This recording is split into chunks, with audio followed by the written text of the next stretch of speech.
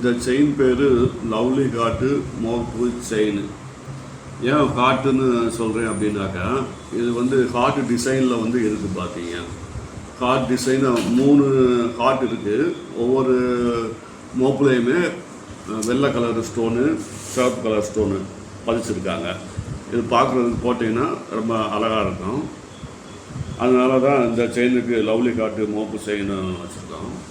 இந்த மோப்பு செயினில் வெள்ளை கலர் ஸ்டோனு, சிவப்பு கலர் ஸ்டோனு பதிச்சிருக்காங்க. இந்த செயினை 300 ரூபாய்க்கு விற்பனை செய்கிறோம். கடையில் போய் வாங்கினீங்கன்னாக்கா 800 ரூபாய்க்கு மேலே சொல்லுவாங்க. நான் 300 ரூபாய்க்கு கொடுக்குறோம்.